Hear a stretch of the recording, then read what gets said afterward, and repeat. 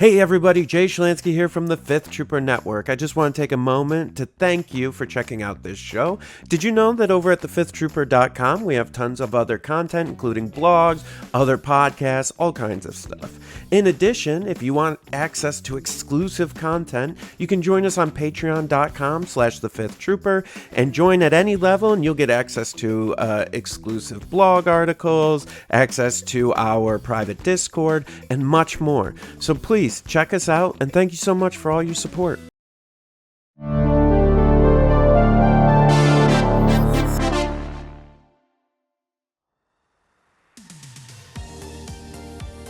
Welcome to the Notorious Scoundrels, a Star Wars Legion podcast bringing you the latest news, general perspective, and competitive discussion. Hello and welcome back to the Notorious Scoundrels podcast. I'm Kyle. I'm here with Mike. Hey. How's it going? It's going pretty well. Glorious Monday. It's a pretty laid back weekend, so ready to talk some Star Wars Legion. How about you? Yeah, I'm very excited. So it is Monday as we're recording this. So I will caveat this with if we get extra spoilers after today, Monday, April 1st, that we will not be talking about them, but we do have some actual spoilers to talk about today. Mm-hmm. We have some stuff that was publicly spoiled, and we also have some leakish stuff to talk about, so we're going to do that. Yeah, are you excited? I'm super excited. Republic just seems like look, it's been the time of Empire Christmas Land, I think, for a bit now, and I don't know, Bad Batch, Commandos, and some of this other stuff just seems like pretty swell. I'm all about it. I'm very excited. All right. So how about we dive right in? Okay, let's do it. All right. So the first thing, this was in an article. We got to see the weapon config for the commandos. Mm-hmm. The missing piece, the thing that when commandos were previewed, people were like, well, these guys look pretty good, but we kind of need to know what that armament does. I mean, okay. They were like pretty fine, I think, before we saw the armament card here. They were definitely like in the usable category. Yes, they were definitely not in the bad category. Right. But these guys throw 4 red dice at range 4. With high velocity. With high velocity, lethal, and infiltrate. And target. Yeah. I will say, all right, so let's actually just talk about might as well read through the actual text in this card. Yeah. So the card, the side of the config that you're probably going to be mostly using is the DC-17M ICWS sniper config. It's not clear to me how this swaps from a grenade launcher to a sniper rifle, technologically speaking, but this is space, fake space tech, so we're just going to roll with it. Range 3 to 4, red dice. It is exhaust, which is relevant. We'll talk about that in a minute. At the start of this unit's activation, it may flip this card, even if it is exhausted, which means you can flip it to the other side for free. I think that it stays exhausted. If you do that. I would be surprised if it didn't, but I think that there is a non-zero chance that it may flip already. I've been surprised by enough rules interactions where we've been like, clearly it's not supposed to work like this, and they're like, it works like this. Yeah. So I'm not prepared to like assume anything there, but it seems like if you flip it, it should flip and still be exhausted when you flip it. Yeah, I think the only other cards that we have that auto flip are the Force Pike and the Battle Shield. Yep, and neither of those exhaust. And neither of them exhaust. So yeah, we don't really have a ton of clarity. And notably, I looked at the text for like reconfigure and stuff. It's not actually helpful to figure that out. It's really not. So yeah, I think if I were to work on what they have currently in the CRB and on this card, I would say that it stays exhausted when you flip it, but not taking anything for granted in that respect. It definitely would be better if, like an even better weapon, if when it flipped back to ready, because that effectively means it would have like cycle. Yep. Because on a turn where you didn't want to use one side, you could flip it to the other side. It would be ready. You could either use it on that side or just not use it, and then you just flip it back to the other side after that turn. So, but anyway, uh, let's get to the rest of this. So 3 to 4 red dice exhaust. Well, one or more of these weapons is in an attack pool. That attack pool gains lethal 1. I'm glad they didn't just put lethal 1 on this card. I mean, I think for most intents and purposes, like they would be the same thing. Like obviously, if you could like stack lethal to 4 and spend or 4 aim tokens to get like a 4 red die pierce 4 shot, like that would obviously be very good, but I'm not sure that's like a really great mode for spending your aim tokens in mass. I mean, yeah, 4 would probably be overkill. I could see, and these guys could easily get access to 2 aim tokens, right? They have target, they've Yeah. got 1 token sharing, they have exemplar potentially. So it's even spending like 2 on an attack for lethal, 4 red dice attack with Pierce 2. That'd be really good. But Pierce 1 is still It's obviously very most good. the way there, right? Yeah. Like It's I diminishing returns when you yeah. start. Yeah, Yeah. I mean depending on what you're shooting at, but sure. Yeah. yeah. Anyway, this is really good. Republic does not have like a proper, you know, yes, the saber can take the shells, but they don't have a real like high velocity weapon before No. this. No, and honestly, like clone commandos are looking at death troopers and being like, yeah, let's tango. Um Yeah. like Yeah, I mean, let's go over what we already know about them, right? So it's a 4 model unit. They have yep. target natively, Mhm. which means they get a free aim when they get an order. They Yep. natively have recharge and shielded 1, which means they have a shield token, which they can flip to cancel a hit. And then when they recover, which it seems like they're going to be doing a lot of since their primary weapon is an exhaust weapon, they flip the shield token back over and they can use it again. Yeah, and I think that's actually given that they have a good range weapon beyond range 3. I actually think the shield token turns into a much bigger deal when we talk about like, one of the ways to like deal with them at significant range is going to be snipers. But because they have a shield, like cover is going to take 1 hit and a shield's going to take whatever's left, right? And then they're just going to recover it and get it back. Yeah, and this is arguably even better than low profile, which the Civil War era snipers have, because shields work against crits. Yes. And yeah, no, it's I don't think it's arguably better. I think it is just just Uh, strictly better. yeah, I mean, if you're not able to recover consistently, then Sure, I think it's sure. worse probably. But they also have they don't have any sort of pierce mitigation explicitly beyond the shield, right? They don't have impervious, they don't have pierce immunity or anything like that, which I think is fine. They'd be way too good with it. I'd argue that the guitar and pattern armor is sort of a mitigation, but sure. Yes, and that's the other thing. We've obviously seen it here. It's on this slide, but basically, when they would be assigned more than 1 wound, you can expend the card, and they only get assigned 1 wound. Notably, this is after you use defense dice. Because you don't know how many wounds you have to assign until Right. then.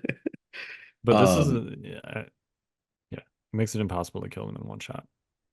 yeah, and I think there's a world where like I don't know, maybe you blow this and then like put him, take your 1 dude and then just like put him back with a medic, like um I don't know. It's gonna be interesting to see this one play out on the table. The Katarn pattern armor seems real good. I think of these 3 like upgrade cards, obviously the configs flip. The range 2 one that we haven't really talked about is probably the worst. Yeah, although it is interesting. Let's talk about it real quick, and then Yeah, I do want to get back to the armor because it speaks broadly to I think how you can use these guys. But the other side, the grenade launcher, I guess this is technically the anti-armor side of the config. I don't know. The keywords are not screaming anti-armor to me, but Well, it's impact 1, and sure, each of these guys has 1, so it's really impact 4, that's fair. which I is would, that's a high impact value. yeah, yeah, that's fair. It also has scatter, and it has 2 black dice. So that's 8 black dice. That's a strong dice pool. It's definitely a good pool. I think that I mean, they normally throw a black white. Yeah, So don't get me wrong, it's like a basically you're increasing your average hit at range 2 by 1 if you got this loaded. Um, I guess by 2, right?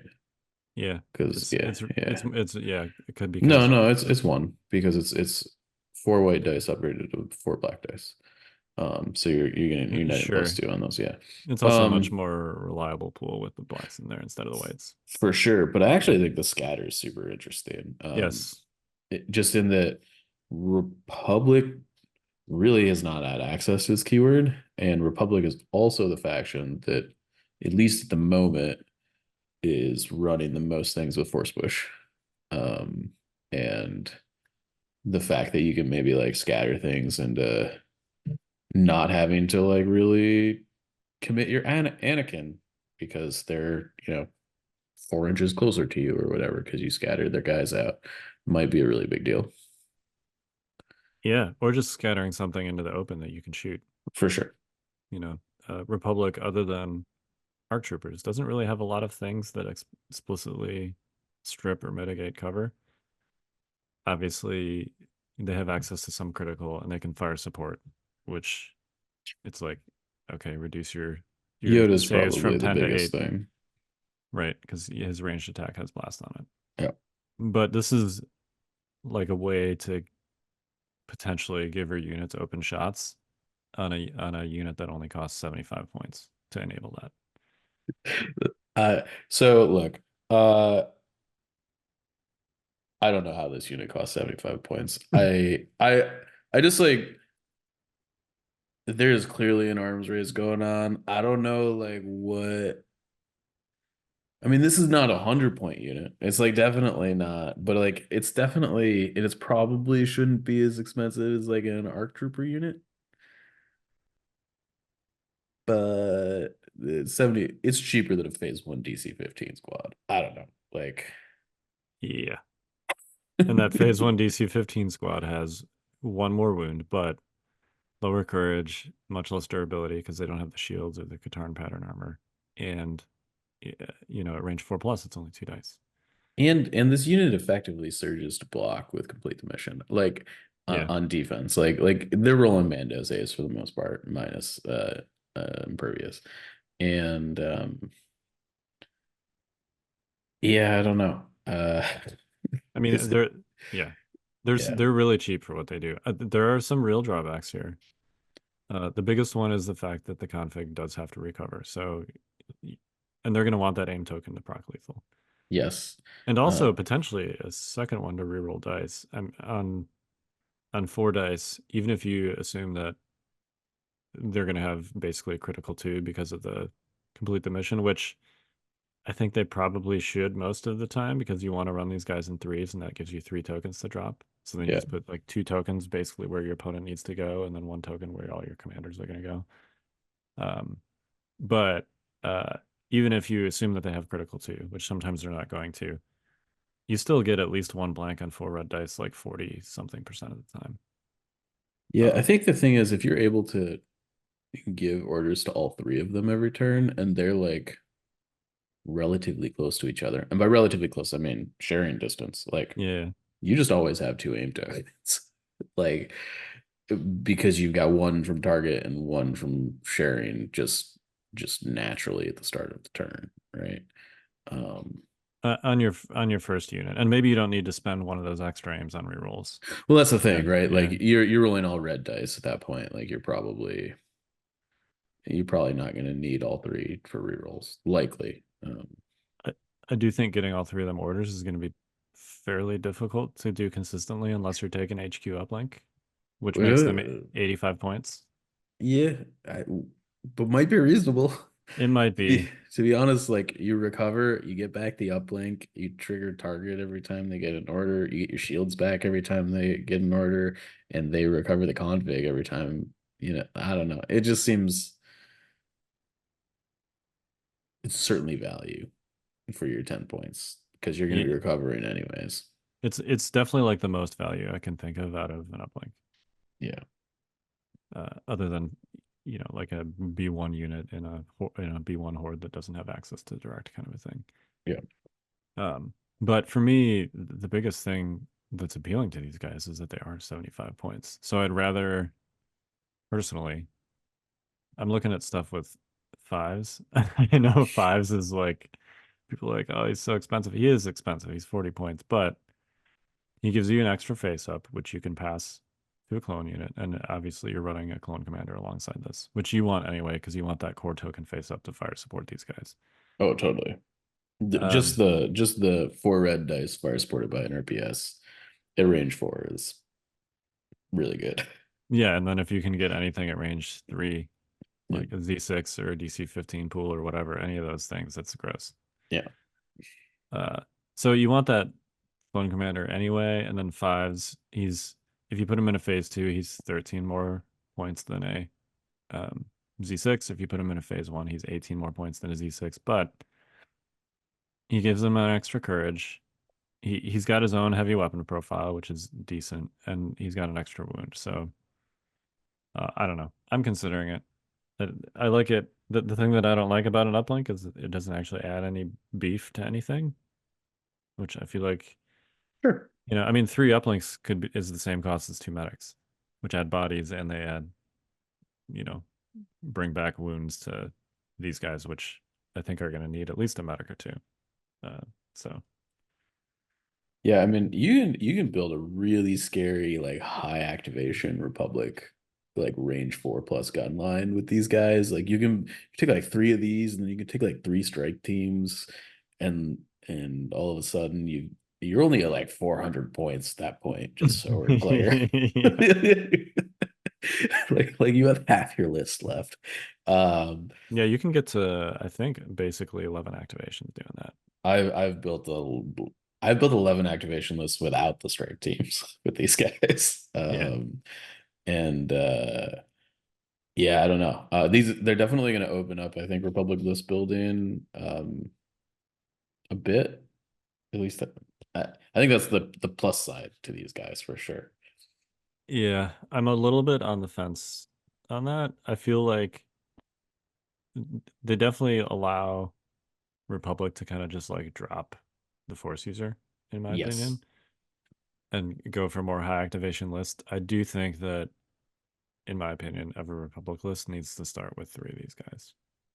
And the reason I'm saying that is twofold. And I felt similar about like Ion Spiders when they first came out, when they were 15 points cheaper. Mm-hmm. The first is, and these are both related. Basically, they give Republic a tool that they never had before, a very good and important tool, which is high velocity.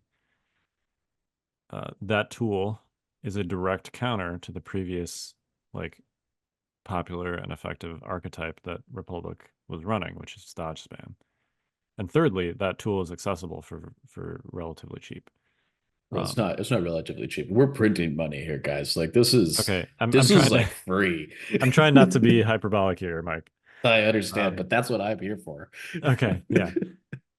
My point is, not only do they like directly counter the current best thing that Republic is doing, but they're also just like really good and efficient. So it feels similar to like Ion Spiders to me, where if you were a droid player and you were not taking Ion Spiders and you went up against another droid player who had Ion Spiders, you were just hosed. And I think if you're trying to run any sort of like Republic dodge spam or anything and you don't take these guys and then you run up against a list with these guys in it, you're going to be in real trouble. Yeah, I think that's almost certainly true. I guess like what I'm not sure about is like whether these guys are able to like break the EXD barrier. Is Yeah, my main thing. Like if they're not good enough to do that, you've got to take lists that can at least have a chance to beat EXD, I think. And if these guys aren't it, then they might not be the thing that is super scary, so people might not take them, and then like that whole kind of argument breaks down a little bit. But sure. But if you're making a Republic list and these guys aren't it, then what is it? Because EXD currently shreds basically at most Republic lists right now. if it's not the, I mean, it's definitely like if these guys aren't the answer, it will be Bad Batch. One of them will. The answers don't exist right now, so if there will be an answer in Republic, like it's gonna be one of those two things. Yeah, I guess that's kind of my point, right? Yeah. Is if you're taking these guys, sorry, if you're running Republic, you're taking these guys because you absolutely need them in the mirror. If they're not good enough to solve the problem that is Republic getting shredded by experimental droids, then you're just gonna not run Republic, frankly. Yeah, yeah, Or likely. Or you're um, gonna be really upset for the next year. yeah, I mean, I think these could change the experimental droids equation a little bit in that they're not going to be great with just the range 4 pool into the BX droids because BX droids have shields, which are like a direct counter to what this pool is basically. But they're going to be pretty great into the white save parts of that faction, which are important to kill because those are the things that have the repair bots on them. And if you can ever get like a fire support into a BX droid that's started by these guys, that's going to be pretty big. So So I actually think the biggest reason that they could be good against EXT is neither of those things. okay, I actually think the thing that they bring to the table that is the most important in that matchup is that they give you the opportunity to go last. because that you Um, can get to 9 or more because you can get to activations. 9 or more Yeah, activations, and that's a big swing on tempo. Like if you can actually like go last, shoot a BX droid, and then go first and shoot it again before like it has like they have a chance to like repair it or something. I actually think that you can set up like a really big tempo swing that they might not be able to handle. But like in current EXT versus Republic matchups, that's not really a thing because you're pretty much at 8 with all the force yeah, users for the most part, and they're generally sitting at 9. And if all of a sudden you're sitting at like 9 to 11, and maybe you can go twice after them if you've got enough activations, like all of a sudden there's stuff that like does have to eventually get to range 3 of you to do damage. Has to be they've got to put it somewhere dangerous to actually take the good shots. yeah, And in that matchup, like you can probably use one of these guys to take down the shields before they like move into that position, because I mean like they will reliably bring the shields down. yeah. And that does sort of like pin the BX droids in place. Obviously, they have the 3-pip, which recovers the shields. But if BX droids need to take recover actions, then they're likely not moving or they're not Yep. shooting. One of those two things, right? Mhm. So, and either of those is a good situation for you. So maybe the fact that you can sort of like automatically bring the shields down at range 4 is helpful with these guys. Uh, but we'll see. I'm not convinced that it helps. I am convinced that you're going to really need these in the Republic mirror. Yeah, I mean they're really good. Yeah. They're going to require some support. I think that some people are going to just like splash them in there as a cheap unit, cheapish unit, and kind of hope for the best, and it's not going to work out that well. They need aims and or they need face ups, and they probably need like a medic or two also. I sort Uh, of disagree. I mean, like, don't uh, get me wrong. Like, taking 3 of them is definitely like the optimal use case. But like, if you want to just like upgrade your Echo into a clone commando squad for 9 points, like, I don't think that's unreasonable.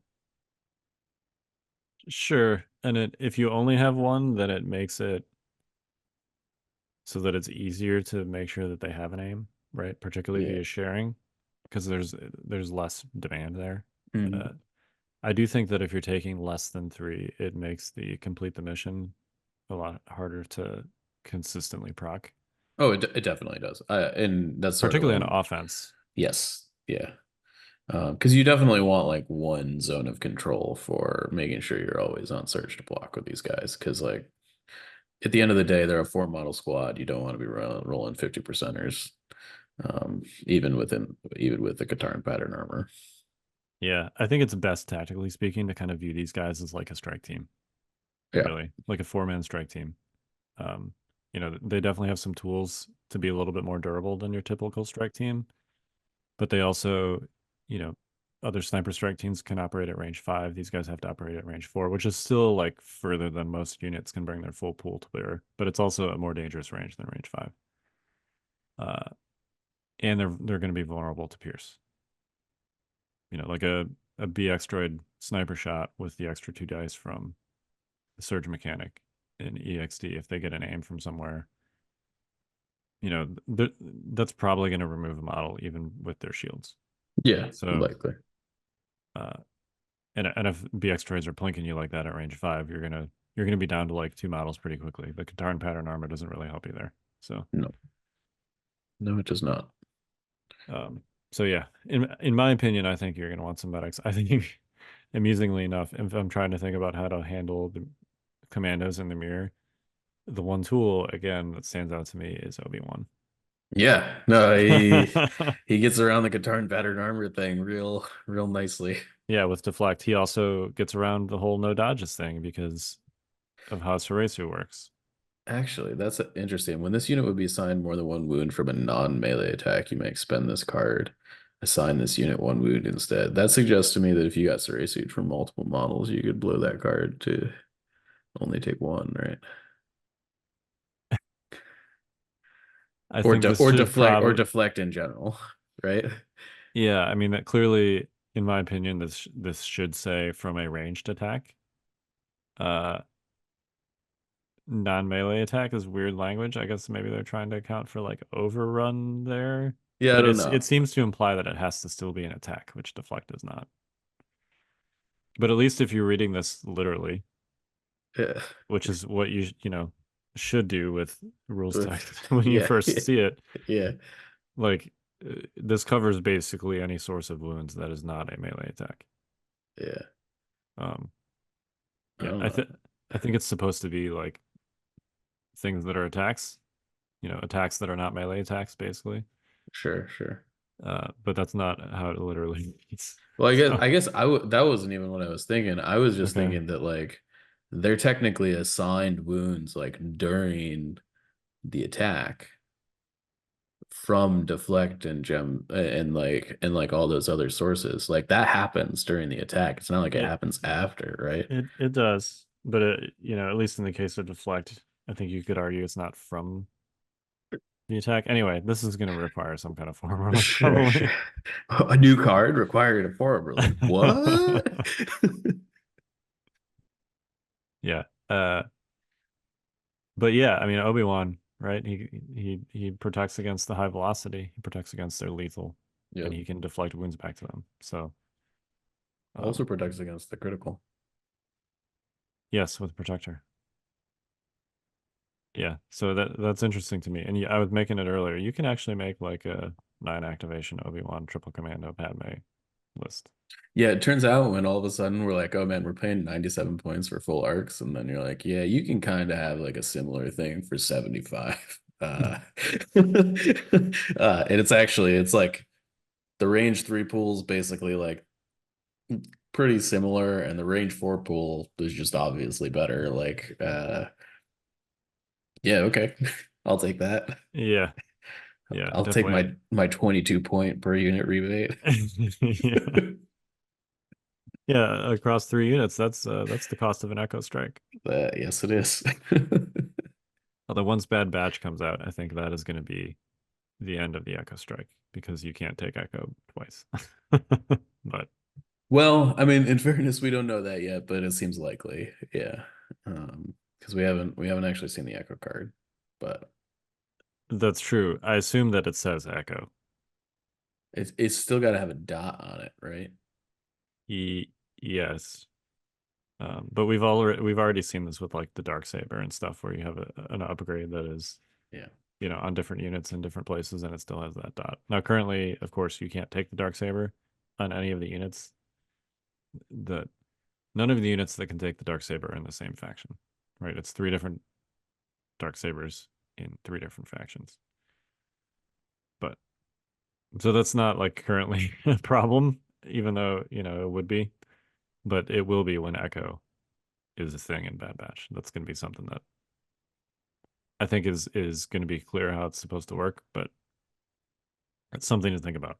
Yeah, it So seems pretty obvious that that's not a thing. But again, going back to my previous comment about paying 9 points to upgrade your Echo Strike team to a full commando, like that yeah, that gets a lot more enticing when you'd like to also take Bad Batch, right?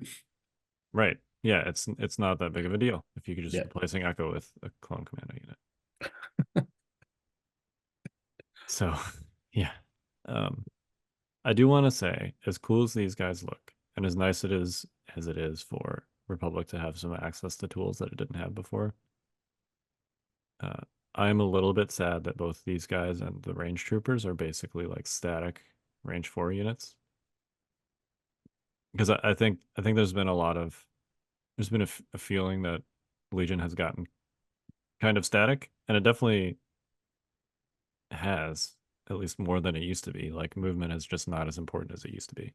Uh, I'm not sure I agree with that statement. In that, like, the best list right now is extremely movement based You in experimental droids. EXD. Yeah, like the whole I reason think that list it's is good is because it can move. One of the reasons that it is good, I guess I should say, is because it can move so fast.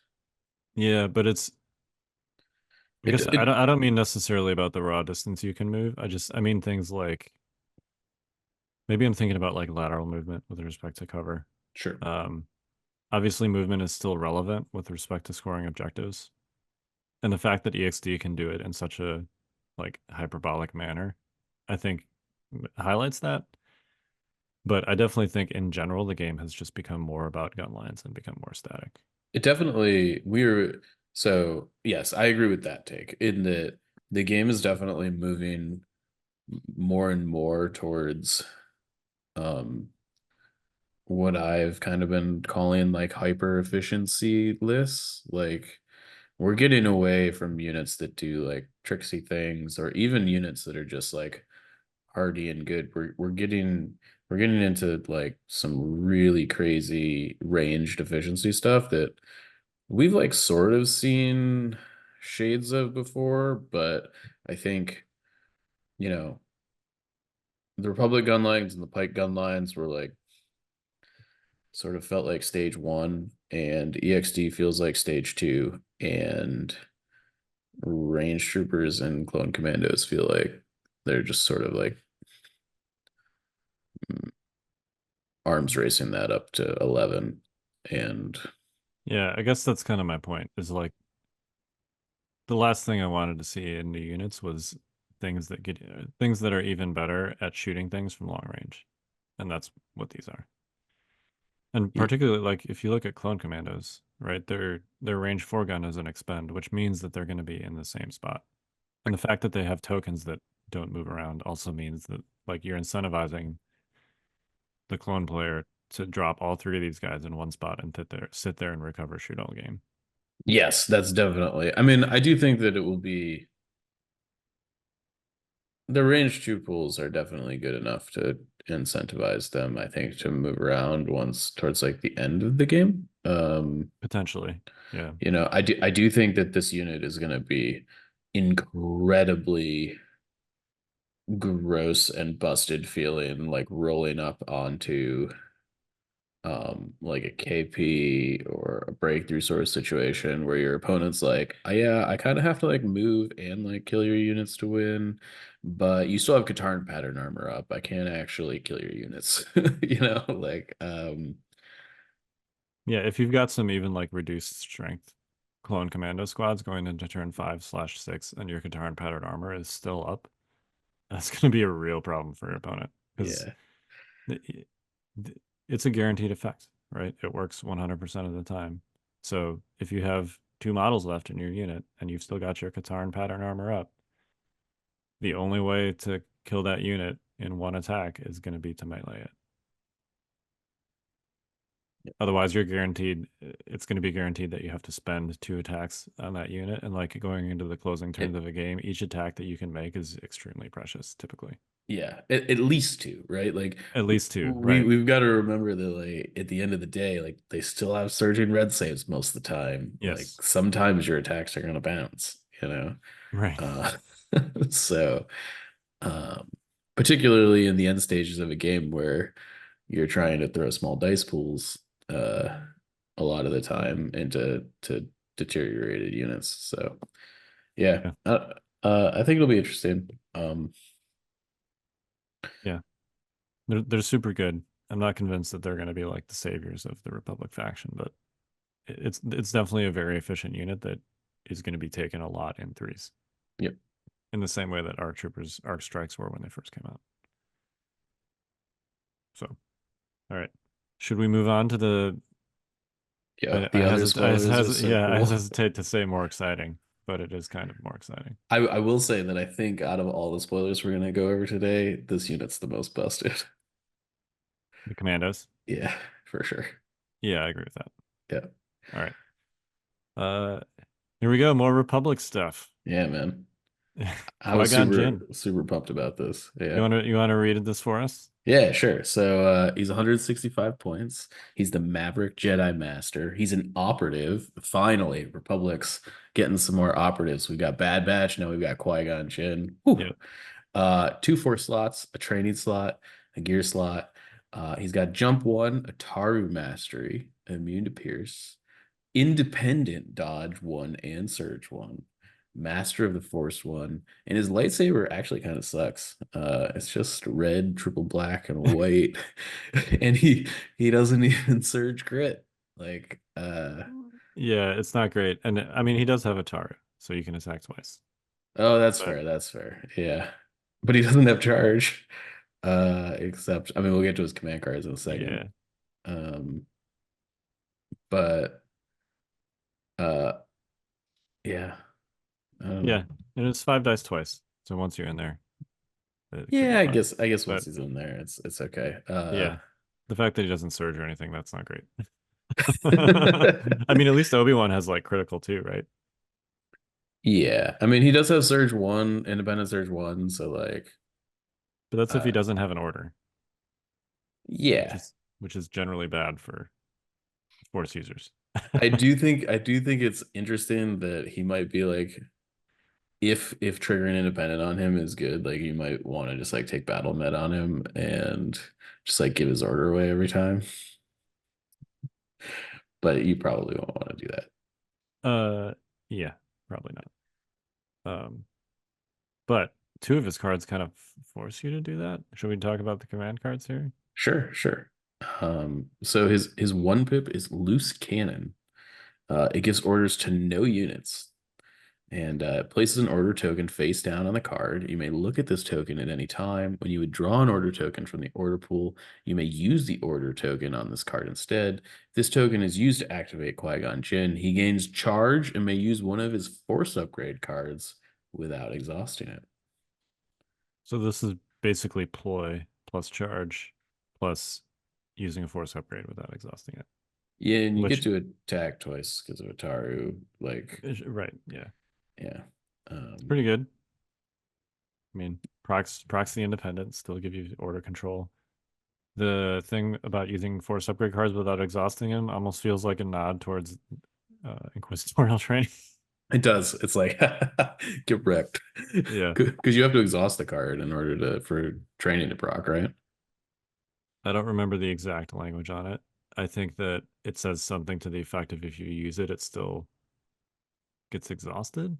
But that yeah, it could be that it only works on exhausted. It could say something like when somebody exhausts a force upgrade. Well, let's take a look. If Okay. Qui-Gon Jinn, the new Imperial Inquisitor meta breaker here. The only force user that it's immune to the special powers of Inquisitors. I'm sorry, but if there was a Force user that should be immune to that, it's Qui-Gon Jinn, right? Like, when a unit I'd at argue, yeah, range but one exhausts a Force upgrade, so there yeah, you this go. does get around it.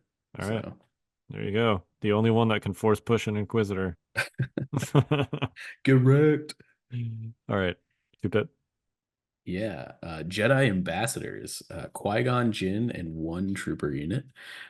Qui-Gon Jinn gains authoritative. While a trooper unit is at range 1 of a friendly Qui-Gon Jinn, they cannot remove suppression tokens or be suppressed during their activation.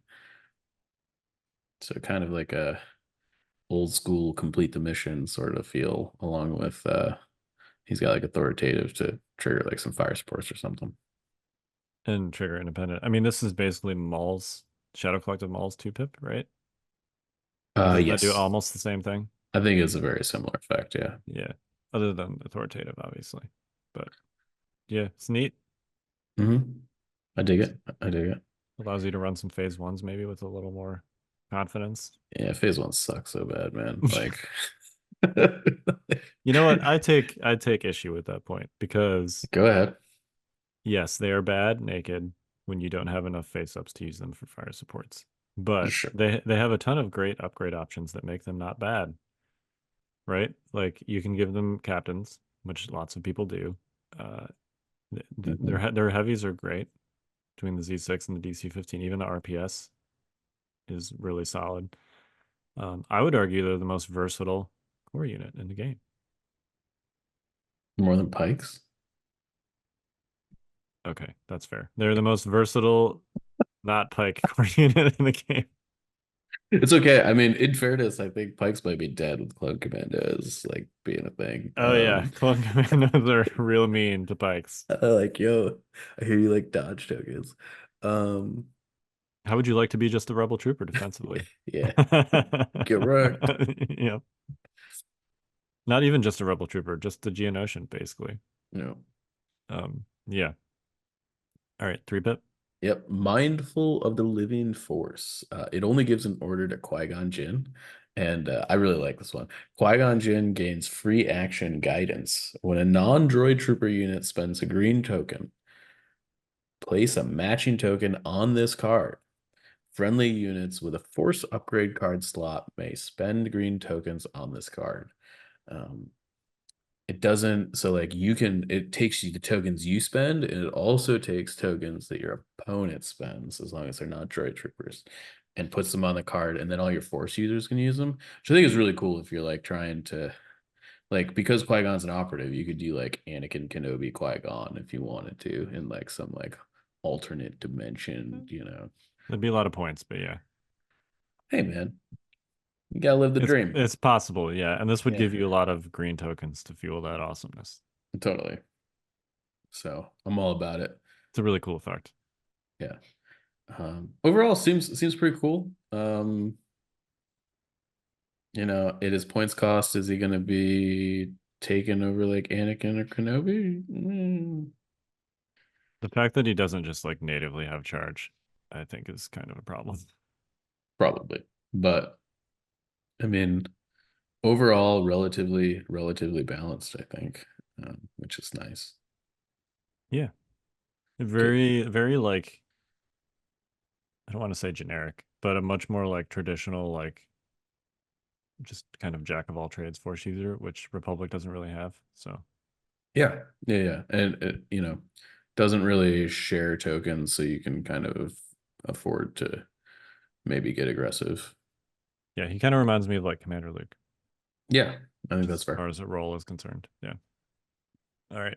Next, we have my slide deck not working. There we go. Kanan Jarrus, another force user. Here we go. They're like, man, we're gonna give you Inquisitors, and then we're gonna give you all the things that they counter. Yeah, right. All the things that you just really don't want to play if Inquisitors are around anyway. Yeah. Yeah. All right. You want to read this bad boy? Yeah, let's do it. So Kanan Jarrus has 2 force slots, training and a gear, very similar to what we saw in Qui-Gon. He's got jump 1, deflect, immune pierce, and independent dodge 1. They're really taking an independent kind of skew here. However, Kanan apparently is much better with lightsabers than his friend Qui-Gon, because he surges to crit. And he's actually got a pretty good lightsaber pool. It's 2 red, 4 black. Impact 2, Pierce 2. And he's also been blessed with a Luke style blaster pistol attack at range 2 with Pierce 1. and two That's black and two white. that's a really good lightsaber pull. That's not just a pretty good lightsaber pull. It's Yeah, like yeah, it's like it's like better than the dark saber plus tenacity on Maul, right? I think, or is that dark saber 6 dice? I don't remember. no, it's yes, it is 6 dice. Okay.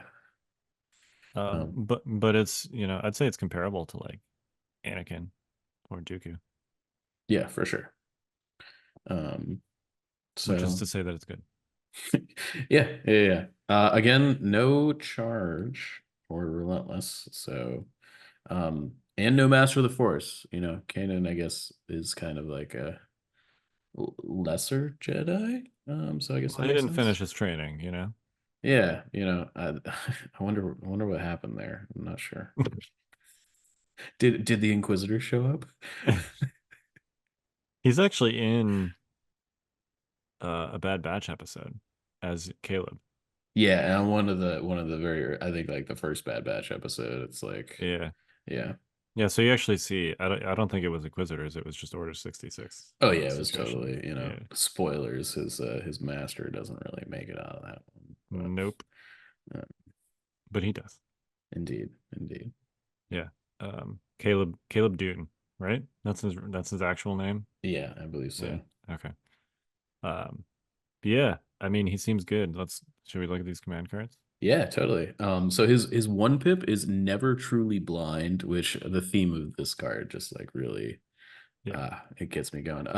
It just gives an order to Kanan Jarrus, and while Kanan Jarrus is wounded, he gains charge. And when you target a unit for a melee attack, that unit gains 6 observation tokens, as if he can like see them with the Force, which I think is really, really quite cool.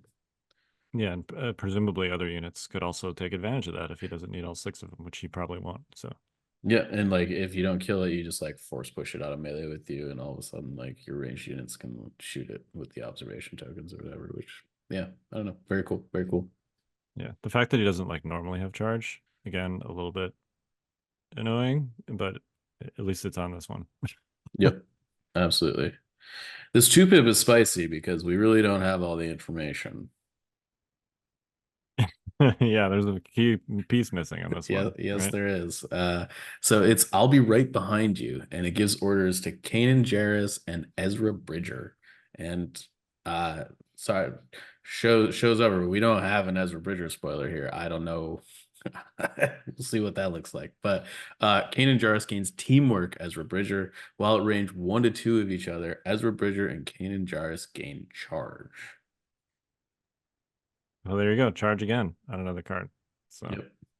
And we can deduce here that Ezra also doesn't have charge based on this card text. yes, Uh, it seems to be a thing.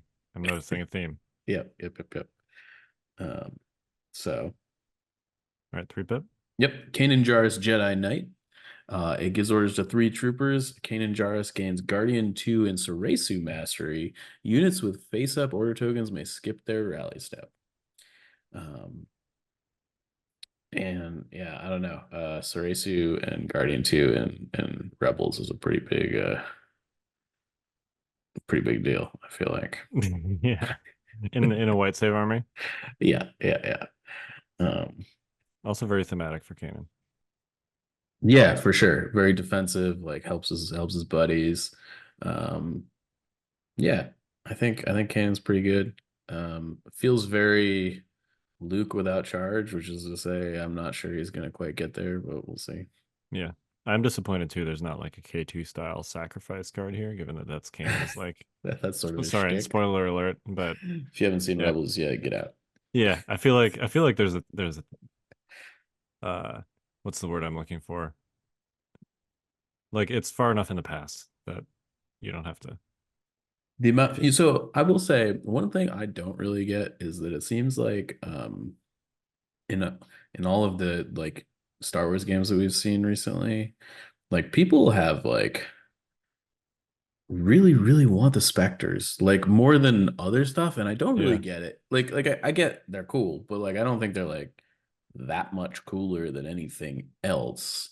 But it seems like there's just like a very heavy emphasis on the Spectre units. I don't know. yeah. I mean, I get it. They're much more of like a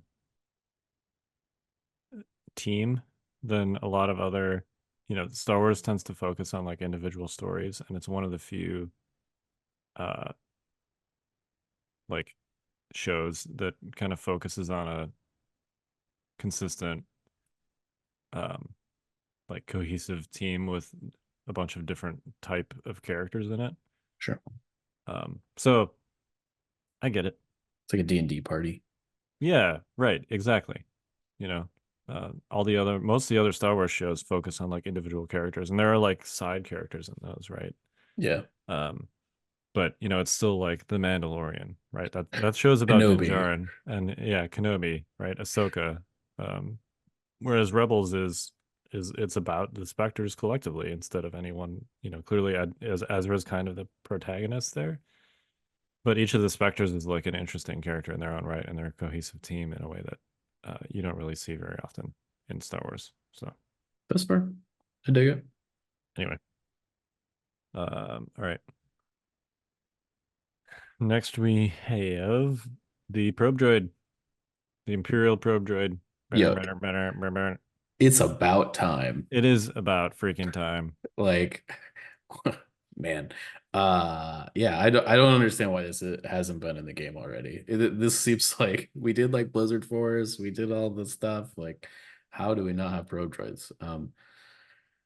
So Viper Pro Droid, 60 points. It has 2 comm upgrade slots. That's it. So I guess maybe if you want to jam their comms with your Viper Probe Droid, like we Yep. saw in Empire Strikes Back, that's an option Mhm. you have. It is a droid trooper, so kind of like immune to suppression mechanics, which is important because it's got a courage value of 1. Yep.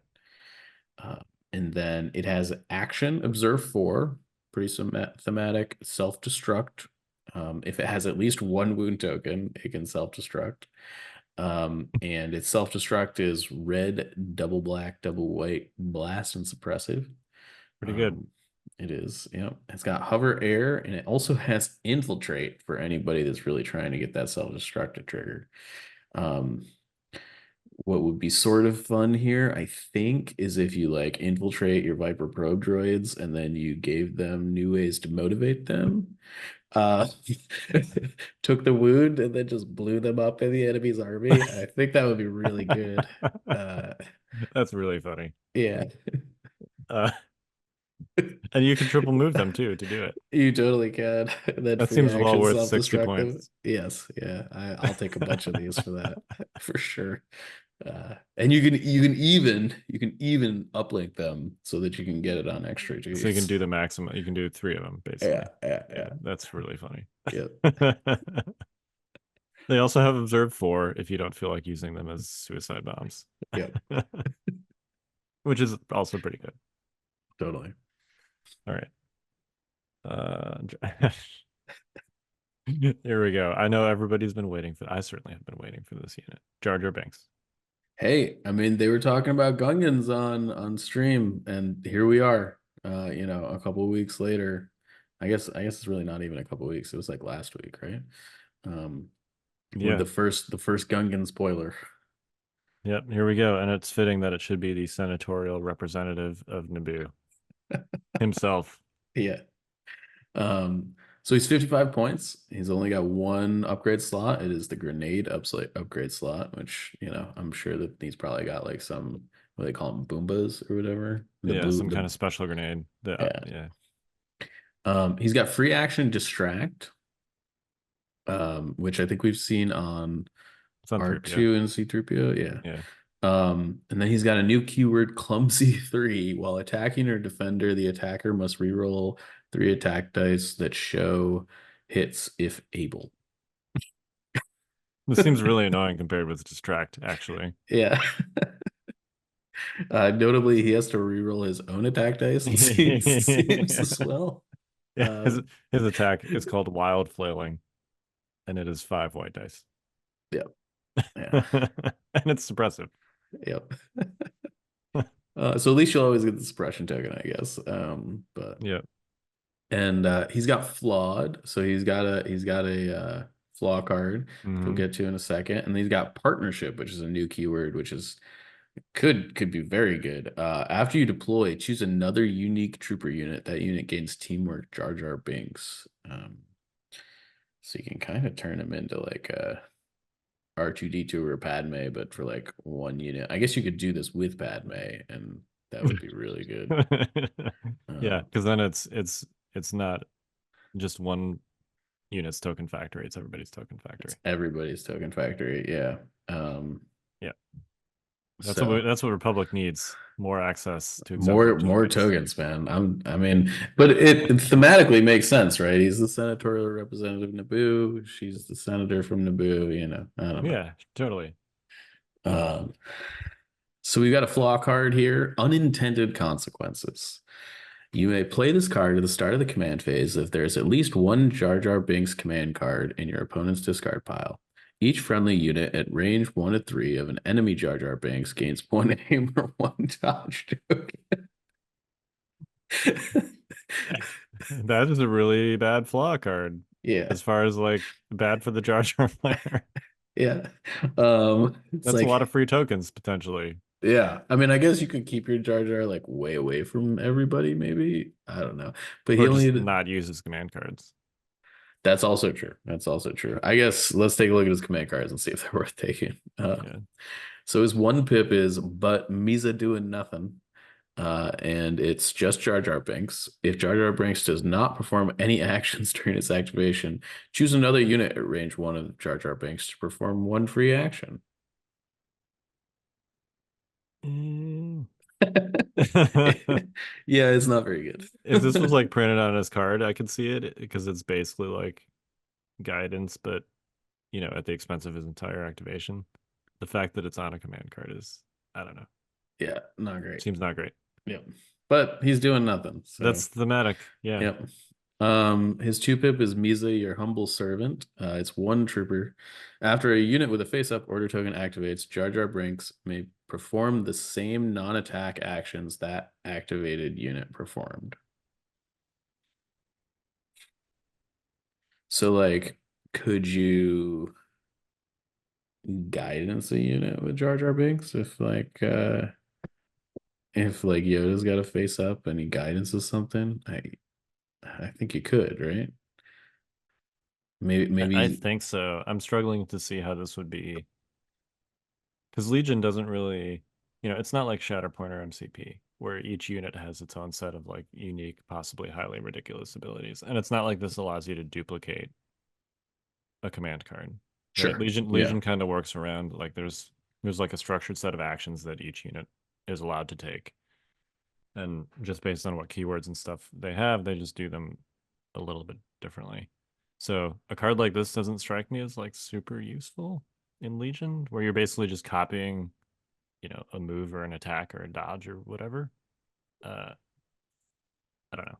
It's Yeah. an interesting concept. If this was like allowing him to duplicate a command card or something, that would be, well, you would have scaling problems probably, but it would certainly. This feels like a very generic.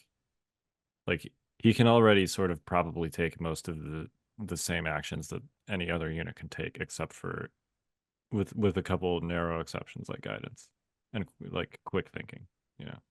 That's fair. That's fair.